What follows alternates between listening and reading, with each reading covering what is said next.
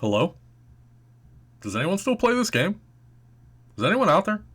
No one watches my videos anymore, so I'm just curious. Does anyone still play this game? I know it's 10 years old, soon to be 11 years old here in a couple months, but yeah. Welcome back, my pretties. Garlaanx here, bringing you a new Neverwinter video.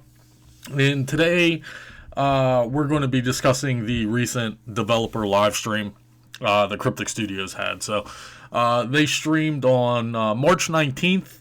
As of filming this video, it's the 21st. It should be released today as well. And we have some interesting news. Nothing major, but things that we do have to talk about, I guess. So yeah, it was called the All Fans, All Hands, because they're talking about the whole company. They're talking about Champions Online, Star Trek, and Neverwinter. If you want to go watch the past VOD, be my guest.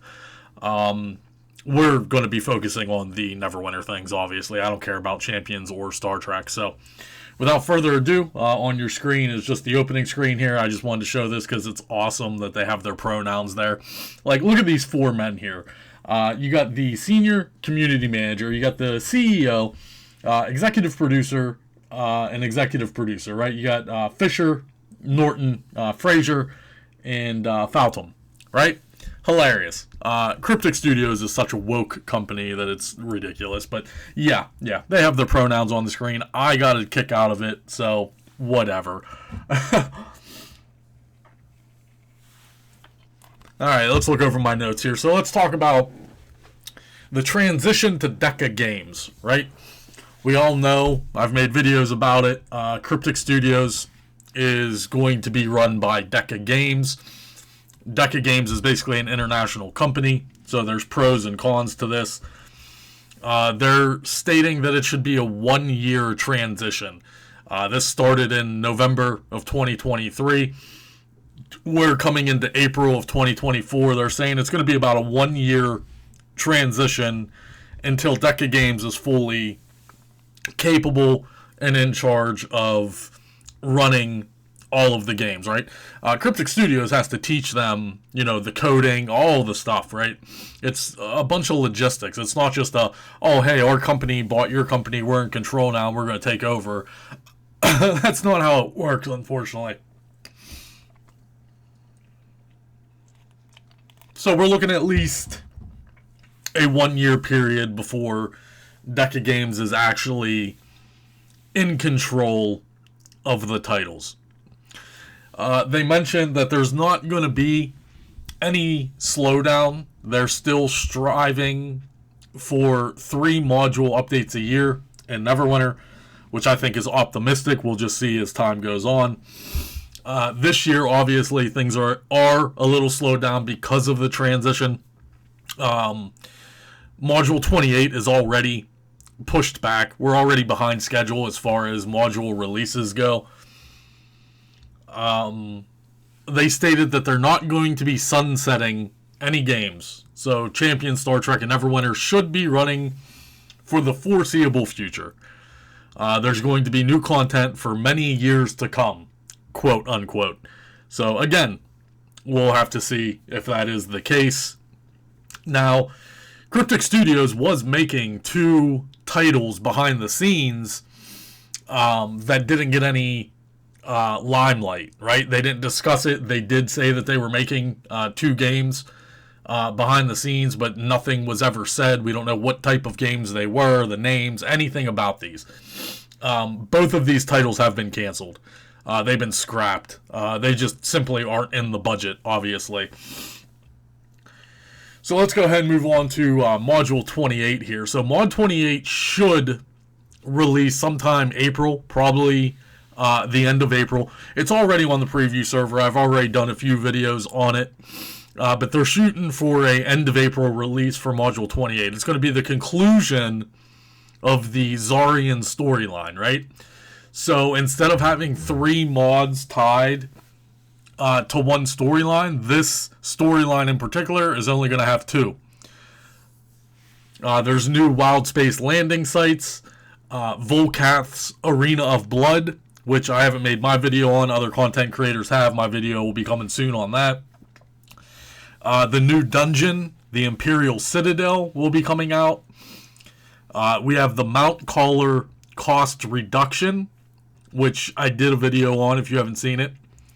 We have the new enchantment ranks, the new tiers that are coming out, the Celestial, as well as the cost reduction to level up enchantments.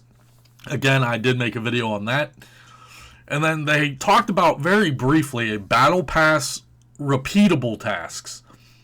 So they might be reworking how the Battle Pass works. We're going to have to see in Mod 28 what the Battle Pass kind of looks like or whatever. And then there is more stuff coming in Mod 28 that they did not go over or reveal. They did briefly talk about Mod 29. They kind of put out a roadmap, so to speak. It's a very rough roadmap. That's what they're aiming for. And judging by that roadmap, Module 29 should be coming out sometime in August. Probably the end of August, the end of summer, most likely, Module 29. It is a new setting and a new storyline, and it's back on the mainland. It's back on Toril. Toril's the mainland. So we'll have to see what Module 29 is going to be bringing once we get through Module 28. And then they talked about enchantments. It was brought up in the chat. So we all know, if you watch my video and the headaches on the enchantments right now, the Celestial ranks, go watch my video on it about them being character bound. It's a disaster. It's trash. Whatever. They said in the Twitch chat, confirmed with Brett Norton off stream that the Celestial enchantments issue on preview is known and they are fixing it. So we all got excited. We're like, okay, these aren't going to be character bound or whatever the case may be. Then they quickly replied again and said, sorry, misspoke. The Celestial enchantments is known, but not necessarily being fixed, quote unquote. More on this later. So now we're like, well, what the hell is going on here? And then lastly, they posted one more thing in the Twitch chat that said, Celestial enchantments are currently character bound. We have not ruled out adding a trade-in for account reclaimable versions in the future, but that feature is not expected to launch with Mod 28. So basically, it's just Cryptic being Cryptic. It's all another money grab, guys. All of you out there pretty much play multiple characters. I am one of the few players in existence that plays one character. I play a Warlock. I've played a Warlock for 8 years. Okay?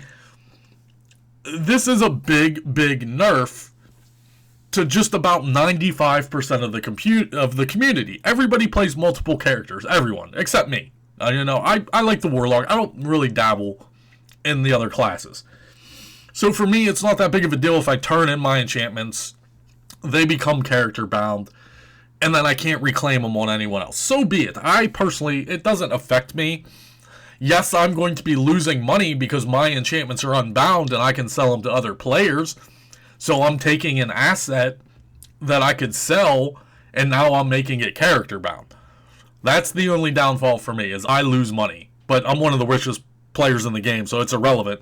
But at the end of the day, I'm losing money, and I don't like that. So for everyone else out there that plays multiple characters, there's no reason for you to update your enchantments, because if you do, then you're just going to ultimately be screwed in the long run. So that's about it on that, I guess. They did talk about Champions Online and Star Trek Online. Who cares about that? Brett Norton is the executive producer.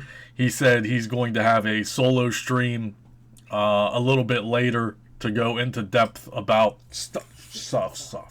So I'll wrap it up right there, and I'll see you guys real soon. If you have any questions, comments, or concerns, go ahead and leave them below. And yeah, I'll see you guys real soon.